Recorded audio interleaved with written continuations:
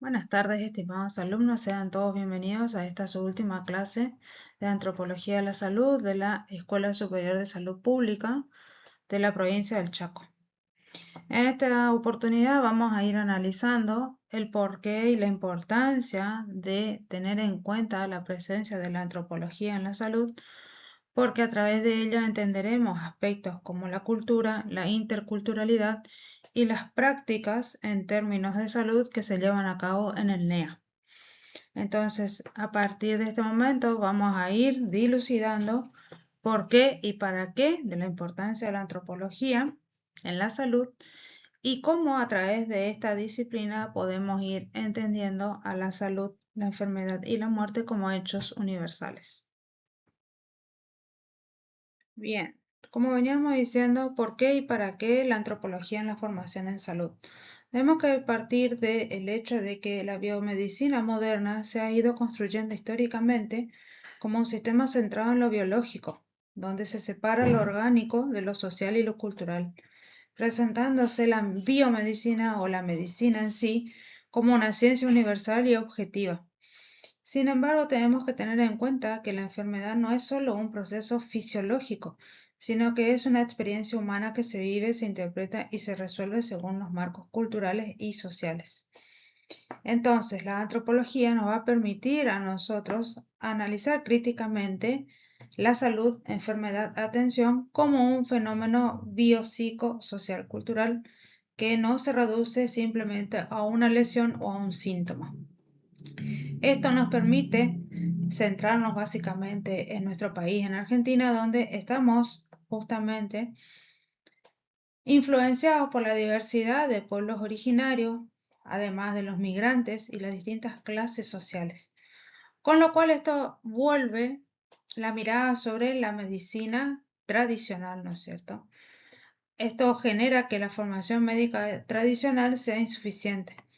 Entonces, se van a generar determinados sesgos o falta de comprensión con respecto a la lógica de los pacientes, porque justamente va a haber una colisión entre lo que es la medicina natural o basada en fenómenos emocionales o espirituales, como van a ser en el caso de nuestros pueblos originarios, que ellos en cierto sentido encuentran mucho significado en este tipo de fenómenos, y obviamente la mirada objetiva y científica que aporta la medicina. Entonces, ¿para qué sirve en la formación la antropología? Justamente para ayudar a ver que la noción que tenemos de salud y enfermedad, tratamiento o cuerpo son más bien construcciones sociales, que no son verdades absolutas. Por eso hablamos de desnaturalizar. Por otra parte, nos va a permitir comprender y aprender a escuchar la visión que tiene el paciente, separándonos un poco de lo que indican los manuales médicos. Otro tanto también nos va a permitir mejorar la comunicación reduciendo las barreras lingüísticas, porque a través de ella evitaremos estereotipos y podremos adaptarnos a las realidades culturales.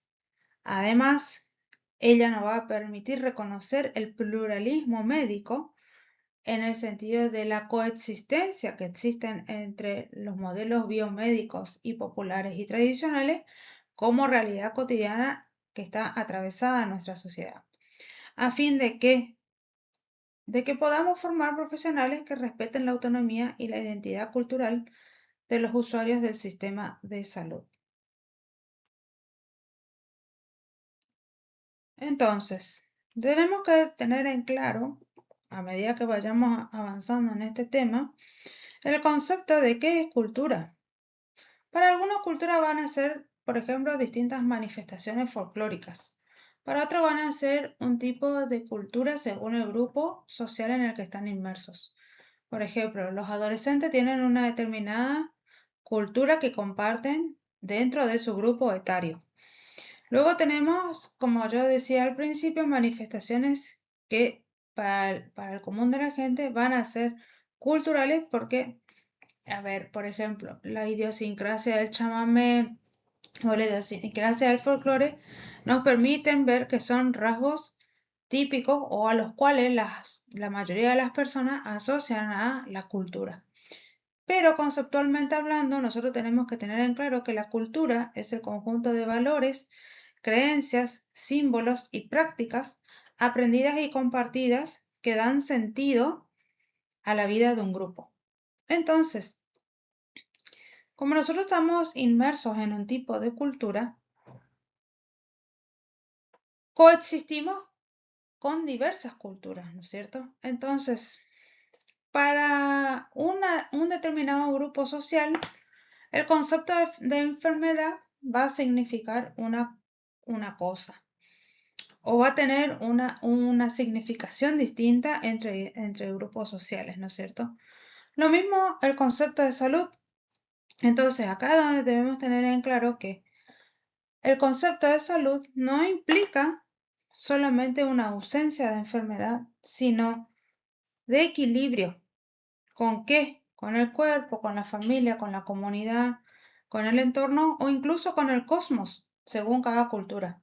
Volvemos sobre lo mismo. Estamos afirmando con este concepto que según la cultura en la cual estemos inmersos, el concepto de salud va a variar. Porque en una cultura que tiene, a ver, determinada erudición o estudio, salud va a ser justamente ausencia de enfermedad, ¿no es cierto?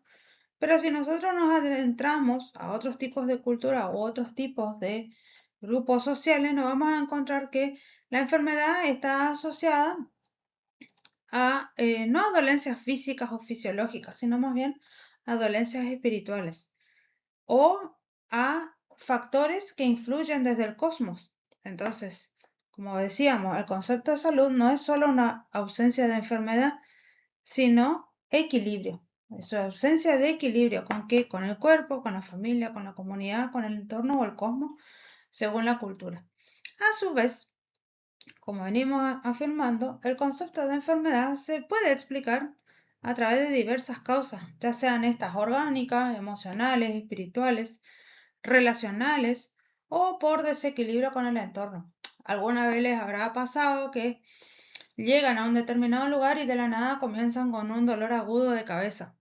Asociamos rápidamente a que alguien te hizo un mal de ojo o estás ojeada. Bueno, muchas veces es el sentido de enfermedad que se le da según el grupo social en el cual estamos inmersos, ¿no es cierto? Entonces, debemos tener en cuenta que el cuerpo tiene memoria.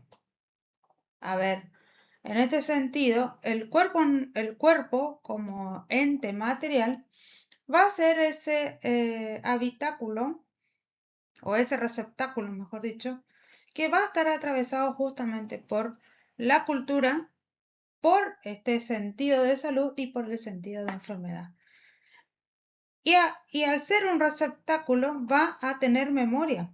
Entonces, si vamos al caso, por ejemplo, para muchas culturas andinas o indígenas, el cuerpo guarda la historia familiar y comunitaria. Y curar implica también restablecer esa memoria y equilibrio. Vámonos a un caso, por ejemplo, concreto o ejemplificativo. Si nosotros decimos que el cuerpo guarda la historia familiar, fíjense que algún tipo de diagnóstico, por ejemplo, alguna enfermedad oncológica, puede ser que el paciente lo asocie a algún tipo de cadena hereditaria que exista dentro de la familia. Pero puede ser que esa cadena hereditaria, si bien es un fenómeno fisiológico, se pueda deber a determinadas emociones. Entonces, como decimos, curar implica también restablecer esa memoria y equilibrio.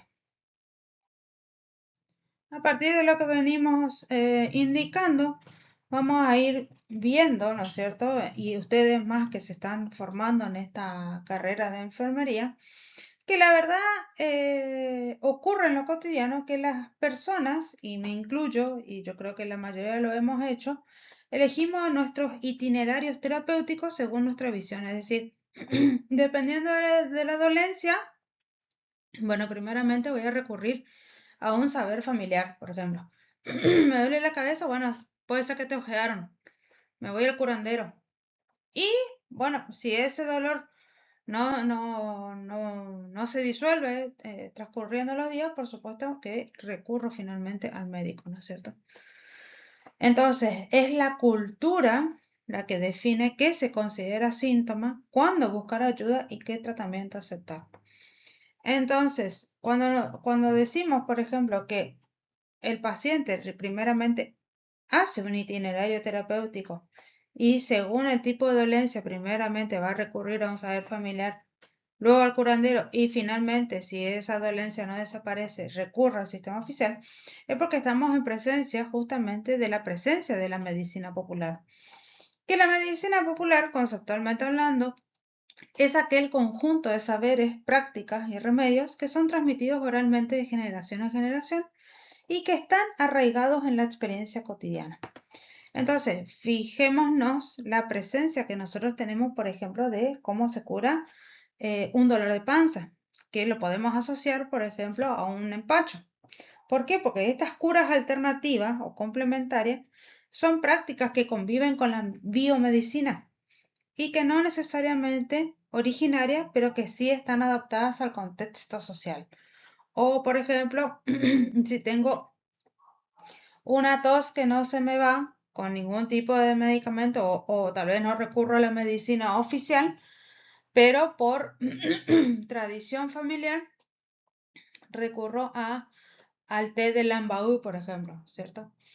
Entonces, lo que nos vamos a ir encontrando con la presencia de esta medicina popular que está muy arraigada dentro de nuestra cultura son sus características generales.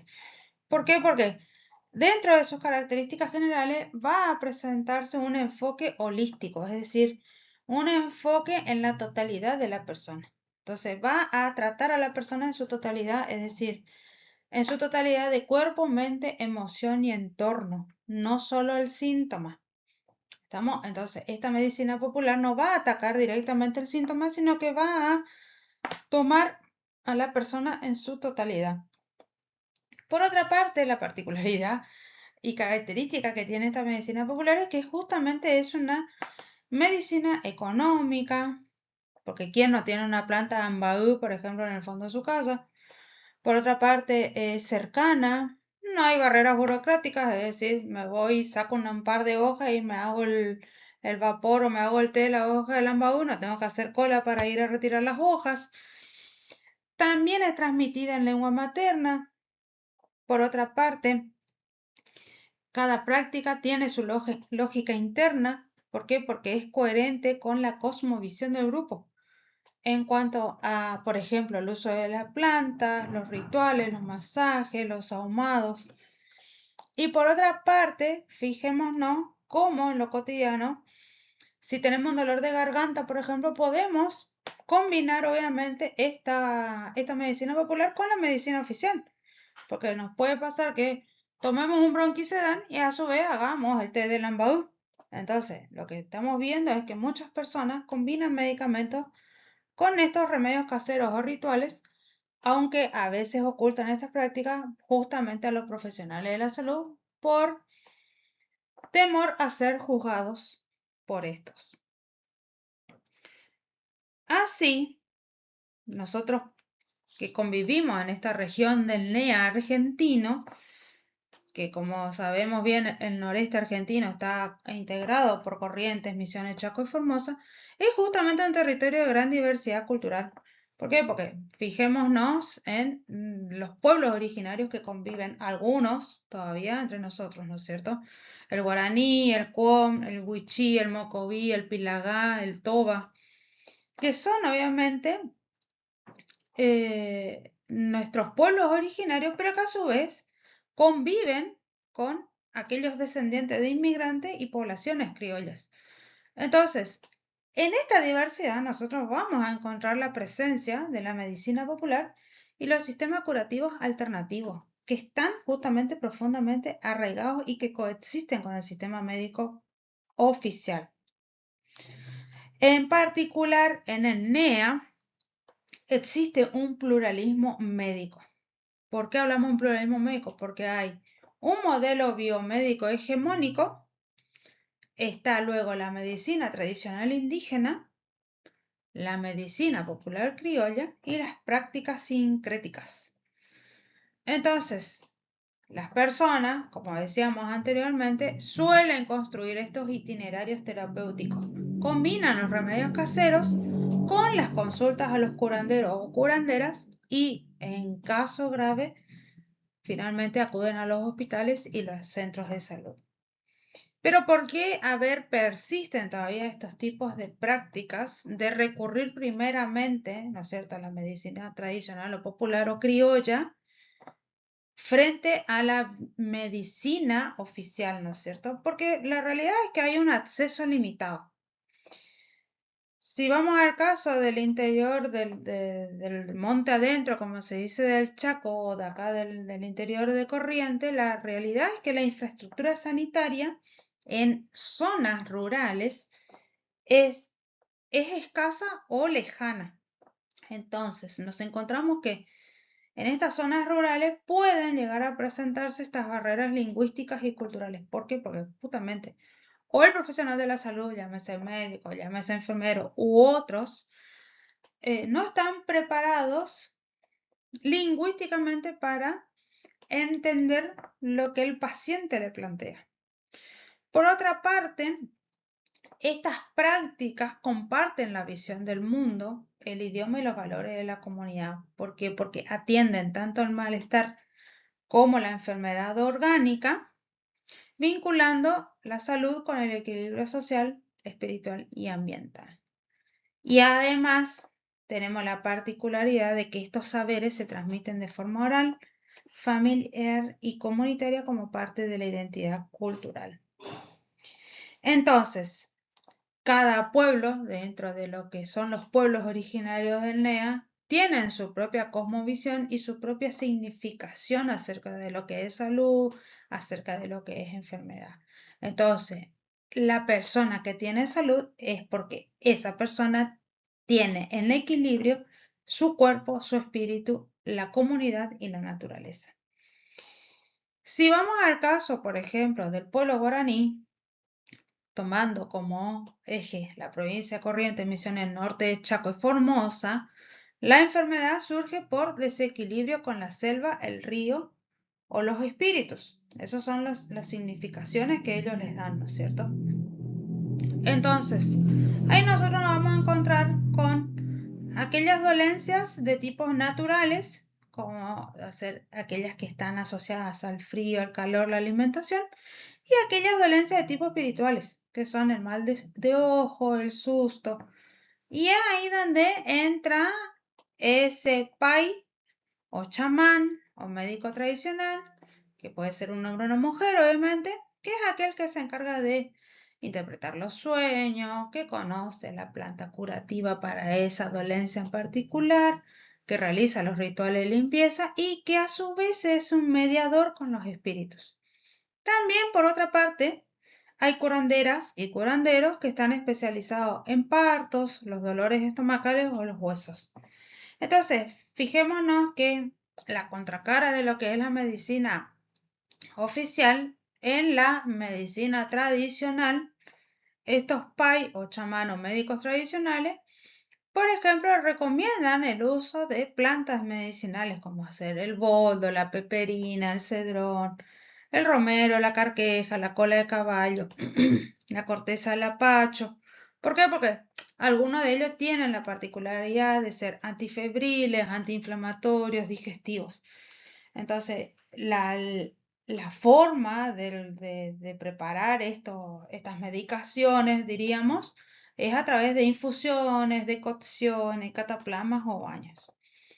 El ritual que se lleva es básicamente a través del sahumado con hierba o el baño de hierbas para el susto o el malestar o el pase con huevo ruda para quitar el mal de ojo. Por otra parte, hablábamos también que podemos encontrar la presencia de curanderos especializados en partos. ¿Por qué? Porque hay un acompañamiento tradicional, como así también el uso de hierbas para facilitar el trabajo y la recuperación postparto, con respeto siempre a la posición y al vínculo con la naturaleza. Ahora, si nosotros nos trasladamos hacia los pueblos Cuom, Buichí, Mocoví y Pilagá, que comparten territorio con Chaco y Formosa, ahí ellos tienen una visión distinta acerca de la salud. Para ellos, la salud va a ser un bien colectivo. Entonces, la enfermedad puede provenir de espíritu del monte, conflictos sociales o de haber roto algunos tabúes presentes dentro de la comunidad, porque el cuerpo es parte de la tierra y del entorno. Por ejemplo, en estos casos de estos pueblos, nosotros vamos a encontrarnos con el piotzón en el cuom o sabio tradicional, que combina un conocimiento botánico, rituales y consejo comunitario.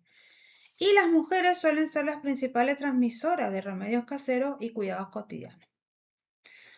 Entonces, para llevar a cabo la curación de las dolencias, se recurre justamente a recursos que nos presta o nos facilita el monte, como hacer la corteza del quebracho, el algarrobo, el mistol, el chañar, las hojas de tala, la jarilla, el algarrobo, por ejemplo, que se lo utiliza como alimento y como remedio energético. También se pueden utilizar masajes con aceites vegetales o grasas animales, reacomodo de huesos, ventosas para extraer calor o malos humores, la limpieza que se lleva a cabo con la ruda o el tabaco o con agua de hierbas. Entonces, lo que estamos encontrándonos justamente es con cómo estamos atravesados dentro de la medicina oficial con estas prácticas o rituales tradicionales. Entonces, esta medicina popular que se encuentra presente en el NEA surge a partir de esta mezcla entre saberes indígenas, las tradiciones hispanas y los aportes de inmigrantes, que es la forma más extendida que podemos hallar en zonas rurales y pueblos pequeños que son transmitidas de madres a hijas, de abuelos a nietos. Y en ese caso, si nosotros tomamos, por ejemplo, el mal de ojo, se cree que este es causado por aquellas miradas que son intensas o porque hay una cierta envidia, ¿no es cierto? Entonces, para ver si estoy justamente bajo la influencia de este mal de ojo, se debe curar con el pase del huevo fresco. Por ejemplo, esa es la recomendación, ¿no es cierto?, de estos chamanes. O con la ruda, el laurel o el ajo. En el caso que se utilice, por ejemplo, el huevo, se lee el huevo para ver si se cargó del mal. Es toda una cuestión, obviamente, de significación que se le da a estos fenómenos, ¿no es cierto? O a estos síntomas que el paciente manifiesta y que deben ser respetados dentro del contexto cultural que se produce, ¿no es cierto? También se pueden utilizar amuletos como ser ruda en la ropa, ajo en la puerta, monedas o piedras específicas. Lo mismo si un menor, un niño tiene un susto o espanto, por ejemplo, se suele recomendar como remedio el baño de ruda, el romero al boldo o infusiones de cedrón y tilo. Si es empacho se usa peperina, manzanilla, boldo, menta, hinojo. Si es dolencia respiratoria, bueno, en el caso de ser tos, bronquitis, gripe, se recomienda el jarabe de miel y cebolla, la malva, la vaporización con menta o eucalipto. Si es dolor de hueso, reuma de golpe, bueno, iremos encontrando a su vez distintos medios, ¿no es cierto?, para ir dándole la atención necesaria a estas dolencias. Así, de esta forma, como ya mencionábamos, nos vamos a ir encontrando con distintos especialistas en la materia, podríamos decir, como ser los curanderas o curanderos, que son aquellos que conocen las hierbas, realizan los pases, las limpiezas y los masajes, donde el prestigio de los mismos se va a basar en la experiencia y en la confianza comunitaria. Después también vamos a encontrarnos con otro tipo de especialistas, como va a ser los sobadores, que están especializados en los huesos, las articulaciones y los dolores musculares. o bien también la presencia de las parteras tradicionales que acompañan los partos en aquellas zonas alejadas, que aplican técnicas de respiración, masajes, posiciones adecuadas para acelerar el trabajo y la recuperación. En esta cuestión nosotros nos vamos encontrando en el ejercicio de estas prácticas con el sincretismo religioso, que es esta mezcla que podemos hallar entre las creencias católicas y los saberes indígenas o criollos. Por ejemplo, aquellas oraciones que se llevan a cabo frente al santo, junto con infusiones de hierbas, los ahumados antes de misa o en fechas religiosas, usar agua bendita mezclada con ruda para limpieza del hogar y cuerpo, o, por ejemplo, respetar la fase de la luna para cosechar las hierbas, realizar cura en horarios específicos. Y en los últimos tiempos se han ido incorporando otros tipos también de medicinas naturales, como hacer la acupuntura, el reiki, pero estas con menor difusión en las tradiciones locales.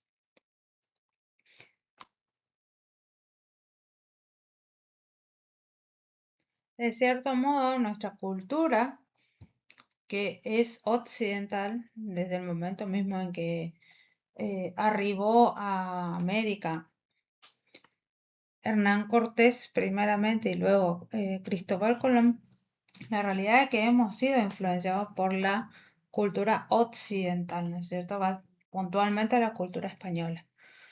Pero, como venimos diciendo, dentro de nuestra cultura coexisten estos saberes tradicionales. Un poco de los indígenas, otro poco de la influencia española y otro poco del criollaje.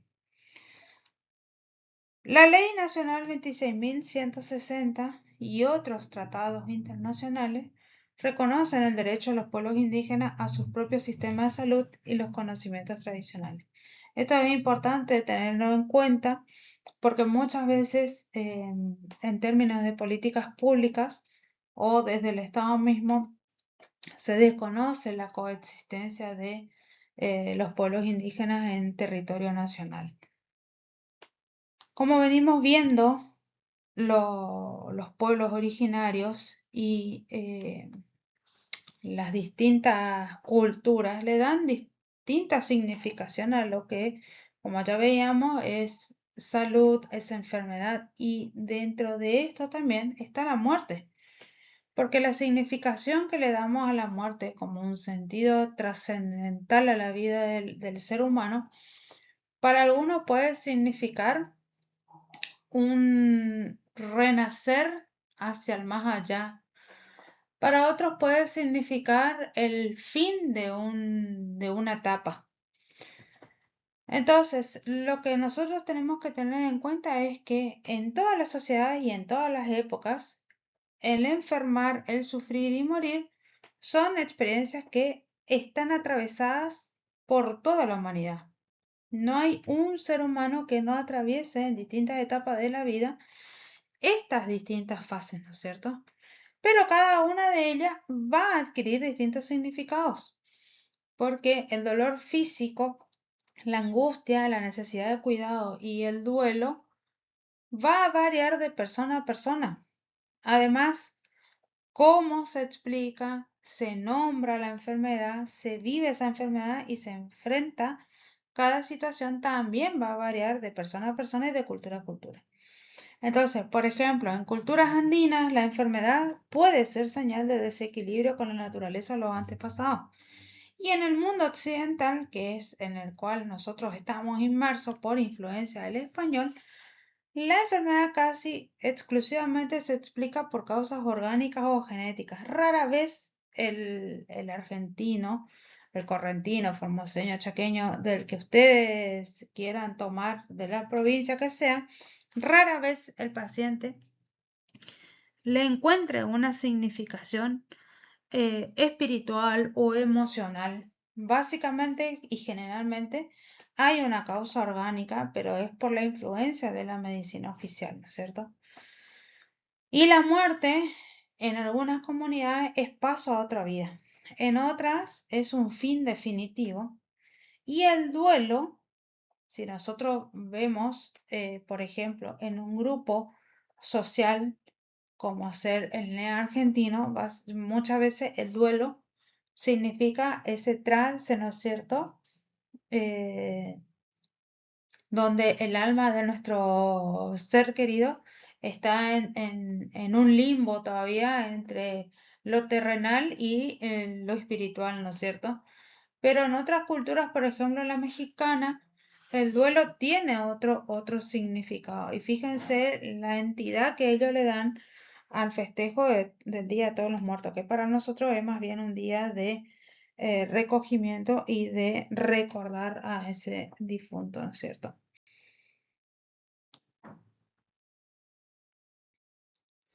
Como venimos viendo, aspectos relativos a la salud, la enfermedad y la muerte, lo que estamos analizando en concreto es que justamente estos fenómenos que acontecen en nuestra vida y por la cual el ser humano atraviesa las distintas fases, tenemos que tener en cuenta que el padecimiento en sí no es solamente un hecho biológico, sino que más bien es un hecho social, porque el dolor, el sufrimiento y la muerte adquieren distintas significaciones que guían el comportamiento de la persona y su familia, influyendo en cuándo y cómo buscan ayuda sanitaria.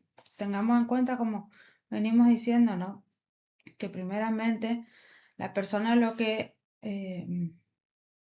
primeramente recurre la persona es a esa medicina tradicional. Y luego, en última instancia, cuando la dolencia no mejora, bueno, es ahí donde recurre a la medicina oficial. Pero porque justamente el dolor, el sufrimiento y la muerte tienen una distinta significación según el grupo social y la cultura en la cual está inmersa esta persona en particular.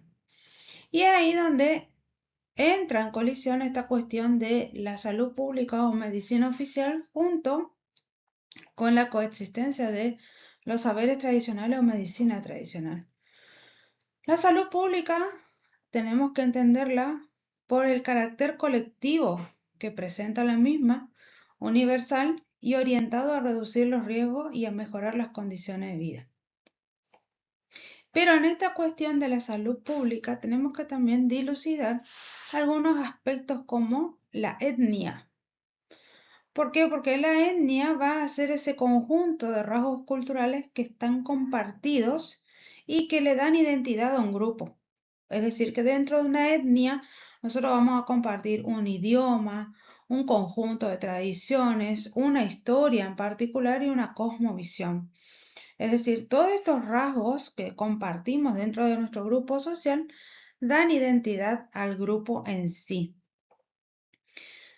Por otra parte, tenemos la racialización, esta cuestión de lo racial, ¿no es cierto? Que es aquel proceso social por el cual se asignan jerarquías y desventajas a grupos según rasgos físicos o más bien culturales, generando racismo estructural. Fíjense, si vamos un poco atrás hacia la historia, hubo un tiempo, ¿no es cierto?, en el cual, bueno, a ver, la persona de color no podía participar de ciertos actos de la vida, ¿no es cierto? Entonces, por ejemplo, o no podía asistir a ciertos lugares. Entonces, si uno por ahí ve algunas películas, ¿no es cierto?, puede ver cómo estos fenómenos están presentes en lo cotidiano. En algunos países aún se mantienen estas diferencias raciales, ¿no es cierto? Pero fíjense que estas personas de color no eran, por ejemplo, admitidas en los baños públicos, ¿no es cierto?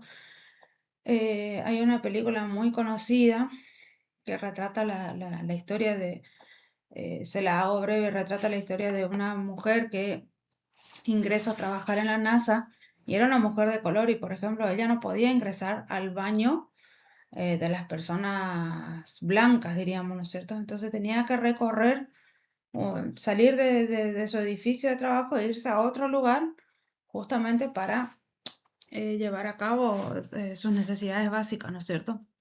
Bueno, estos fenómenos de racialización aún hoy están presentes dentro de nuestro sistema de salud. ¿Por qué? Porque justamente Como yo les hablaba por ahí en aquella oportunidad, que en ocasiones hay ciertos médicos que no quieren tratar, por ejemplo, con integrantes de determinada comunidad de origen por el color, la barrera lingüística. Algunos manifiestan que son violentos en cuanto a los integrantes de la comunidad de origen, ¿no es cierto? Entonces, estos fenómenos de racialización, lo que quiero remarcar es que no ha quedado supeditado un momento en la historia. No es que esto, bueno, estuvo presente entre la década de los 60 y los 70, sino que lamentablemente hasta el día de hoy estos fenómenos se siguen dando, ¿no es cierto? Y en el caso, por ejemplo, si nosotros tomamos en cuenta esta cuestión racial y esta cuestión de la etnia, si nos abocamos puntualmente a nuestro país, en Argentina, también nosotros hemos asistido a una lógica de asimilación. ¿En qué sentido? En el sentido de que el Estado pretendía que los pueblos originarios y los migrantes adoptaran una cultura dominante, negando los saberes y los derechos. Fíjense que cuando se produce la colonización de América, si uno por ahí toma contacto con ciertos libros de lectura de historia universal, eh, hay justamente escritos de esos primeros colonizadores que se encontraron con poblaciones totalmente desnudas, antropofágicas, es decir, que consumían carne humana, porque recuerdan ustedes que tanto los aztecas como los mayas, los incas, solían ofrecer sacrificios al rey sol, ¿no es cierto? Y bueno, esos sacrificios eran sacrificios humanos, ¿no es cierto? Y en ocasiones, por supuesto, que se comía la carne humana. Entonces, fíjense que en esta cuestión de asimilar, lo primero que hace el español es vestir a las mujeres, por ejemplo.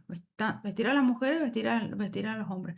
Es decir, imponer una cultura, es decir, imponer una vestimenta, imponer una religión, porque se entendía que la religión o el sistema de creencias que tenían nuestros aborígenes era producto del paganismo, porque justamente va a ser esta corriente colonizadora quien va a querer homogeneizar o asimilar, mejor dicho.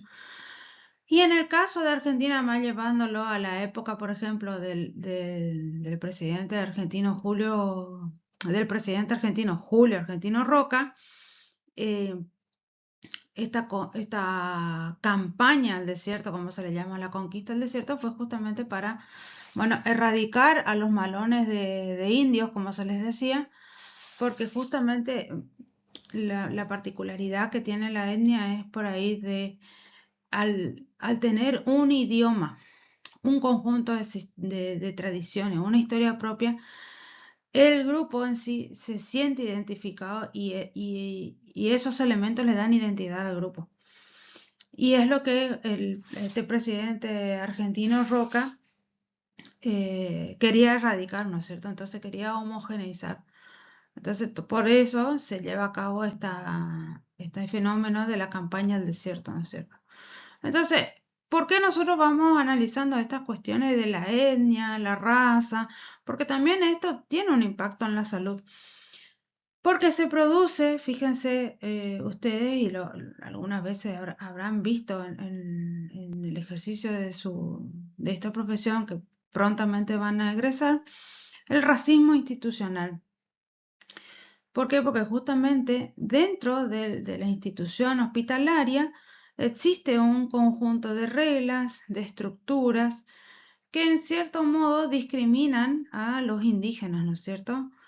O también a las personas de color, es decir, a los afrodescendientes, o inclusive a los migrantes. Fíjense, bueno, lo que pasa cuando algún boliviano o algún paraguayo es atendido dentro del sistema argentino, dentro del sistema sanitario argentino, pero lo que pasa cuando el argentino también es atendido dentro del sistema sanitario de estos dos países limítrofes, ¿no es cierto? Hay un racismo institucional porque justamente se reduce su acceso y la calidad en la atención. Por otra parte, también nos podemos llegar a encontrar con frases como ellos aguantan más el dolor o su alimentación, por ejemplo, ¿no es cierto? O su alimentación les enferma. Es decir, a ver, Por ahí podemos llegar a encontrarnos con médicos que obviamente conocen medianamente, porque tampoco es que les interesa profundizar, ¿no es cierto? Conocen medianamente la forma en la cual nuestras comunidades aborígenes se alimentan, ¿no es cierto? Y saben que algún tipo de alimentación que ellos consumen es de tipo exótica, ¿no es cierto? Entonces, en en este estereotipo que llevan a cabo, ¿no es cierto? Se quedan justamente a ver, como analizando lo superficial, pero no indagan en aquellas causas estructurales, es decir, no indagan el porqué de la enfermedad o del padecimiento, ¿no es cierto?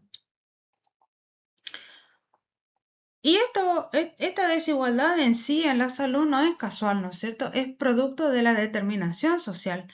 Una determinación social que está condicionada por lo económico, por lo educativo, por lo laboral, por lo residencial, por la etnia y por el género, ¿no es cierto? Que configuran quién enferma, cuándo y cómo se cura.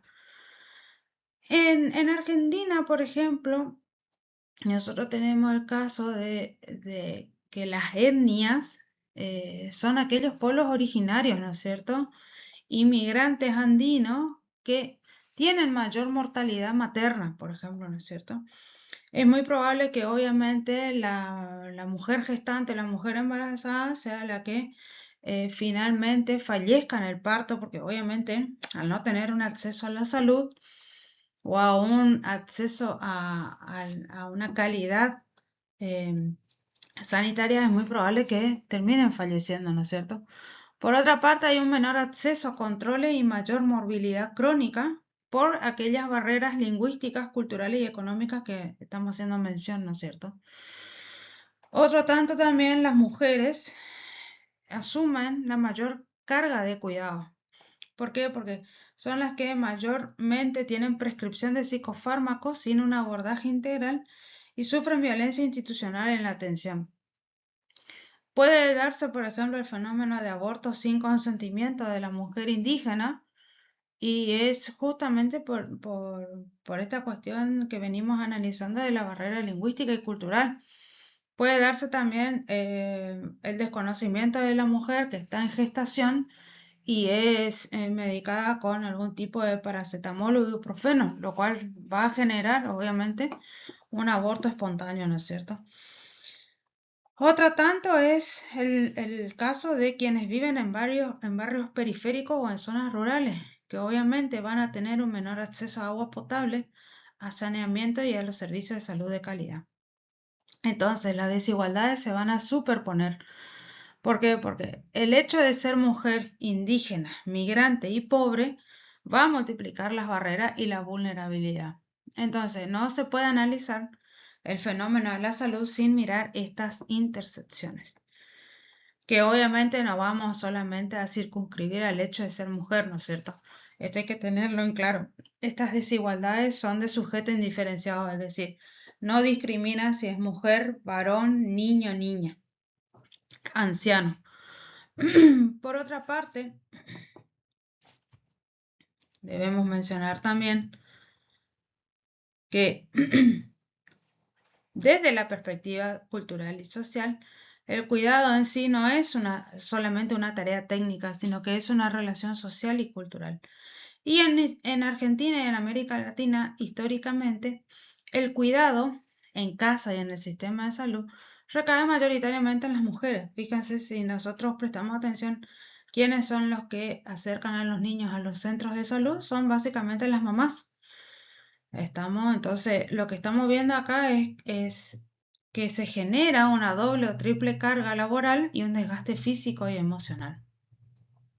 Para muchas comunidades también el cuidar implica estar presente, escuchar, respetar los tiempos, compartir los saberes y no solamente administrar medicamentos. Esto hay que tener en claro, ¿no es cierto? Muchas veces cuando las personas se acercan a los centros de salud, no es solamente para que se lo medique sino que más bien muchas veces o en ocasiones puede ocurrir que la persona se acerca a un centro de salud y tal vez por la agenda del médico no se le dedica un tiempo de atención en escucha, ¿no es cierto? Pero en ocasiones puede ocurrir que la persona en realidad esté necesitando que se le dedique un momento de prestar el oído, ¿no es cierto? Y de respetar sus tiempos, ¿no es cierto? Otra cuestión importante acá a tener en cuenta es el cuidado comunitario, es decir, el cuidado comunitario que se traduce en esas redes vecinales, familiares y organizaciones sociales que se constituyen en pilares fundamentales, especialmente en aquellas zonas alejadas o con los sistemas sanitarios débiles. Entonces, lo que acá tenemos que tener en cuenta es cambiar la mirada, ¿no es cierto? Cambiar la mirada en el sentido de pasar de ver al paciente como un caso clínico a verlo como un sujeto social con historia, identidad y derechos. ¿Por qué? Porque justamente el cuidado debe ser respetuoso, participativo y adaptado a su realidad. Otro aspecto a tener en cuenta y del cual nuestro país es receptor de migrantes, ¿no es cierto? Es la cuestión justamente del contexto general que presenta el fenómeno de la migración y la salud.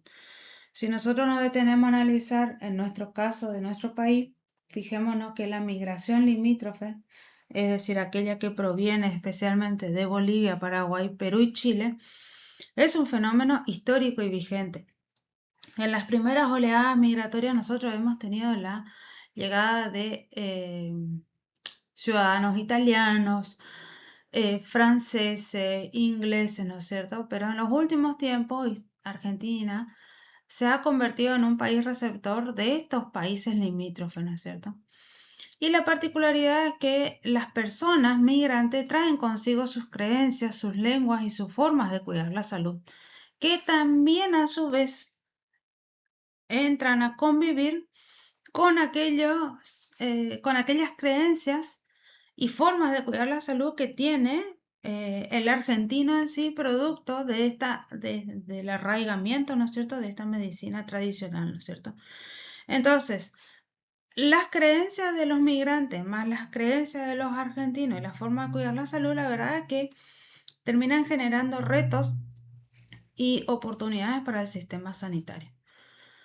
Entonces nos encontramos con mujeres andinas, por ejemplo, mujeres andinas que trabajaban en el campo, que presentan conocimientos de medicina tradicional, que lamentablemente se enfrentan con barreras lingüísticas, económicas y administrativas para acceder a los servicios.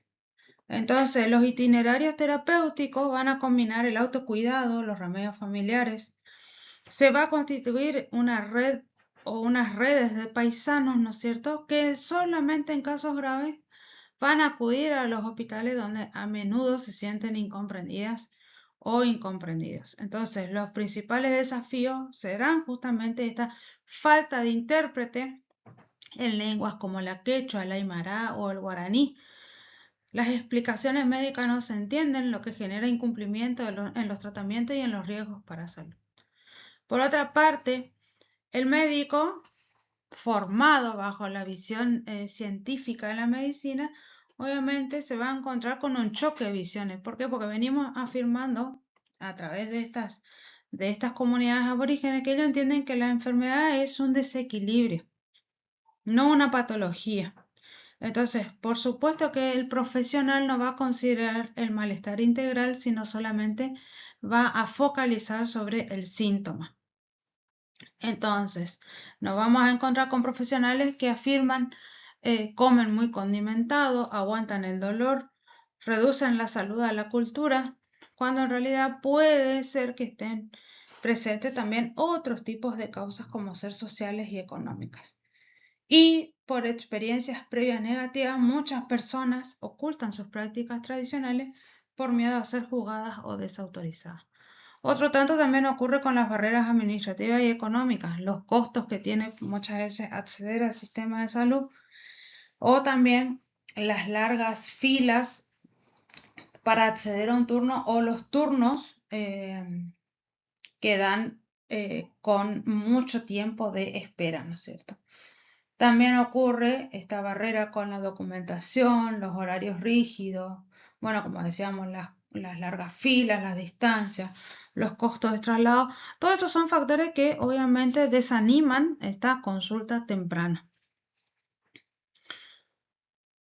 ¿Cuál va a ser la respuesta del sistema sanitario en cuanto a todos estos fenómenos, ¿no es cierto? Por ejemplo, si nosotros tomamos el análisis que se ha llevado a cabo en provincias como Córdoba, Comodoro Rivadavia y Caleta Olivia, esto muestra justamente que las personas, volvemos sobre lo mismo, primeramente recurren a un itinerario propio, es decir, que primero van a recurrir al uso de plantas medicinales, a las infusiones, a la consulta a curanderas o paisanos, y que solo en dolores fuertes o complicaciones van al hospital. Por ejemplo, una mujer con cálculos biliares puede tomar buscapina y paracetamol, además de remedios de papa seca, y realizar los ahumados con COA para equilibrar el cuerpo y el espíritu. Y ante la falta de escucha, recuperan la memoria familiar y comunitaria para cuidarse, transmitiendo saberes a sus hijos y nietos como forma de mantener su identidad. Recordemos que dentro de las primeras horas de esta clase hablábamos que el cuerpo justamente tiene memoria, ¿no es cierto? Entonces, ¿cuáles serían las propuestas y perspectivas que se tiene acerca de este fenómeno? En primer lugar, es imprescindible y necesario una formación antropológica obligatoria. Es decir, para transformar la atención sanitaria debemos tener médicos o profesionales de la salud o quienes forman parte de la red de salud que sean formados bajo la perspectiva antropológica de manera obligatoria. Si bien tienen formación durante la carrera, ¿no es cierto? Ustedes la tienen y lo tiene el médico. La realidad es que muchas veces lo toman como una materia más cuando en realidad la antropología está presente a lo largo de todo el ejercicio de la misma, ¿no es cierto? ¿Por qué? Porque la mirada antropológica les va a permitir integrar la cultura, la diversidad y los determinantes sociales en todas las carreras de salud. Es decir, no hay que solamente circunscribirse o limitarse a diagnosticar, a ver el síntoma y diagnosticar, sino que hay que ir un poco más en profundidad y tomando en cuenta otros factores que circundan al paciente, ¿no es cierto? Por otra parte, ¿cuál sería la otra propuesta? Crear los espacios de diálogo, contar con intérpretes, respetar las prácticas seguras y no estigmatizar el uso de remedios tradicionales. Por otra parte, se puede llegar a la vez de contar con intérpretes, reconocer, ¿no es cierto?, la presencia y la importancia de los curanderos, los yerberos y las parteras como agentes comunitarios, generando esta red o puente de colaboración.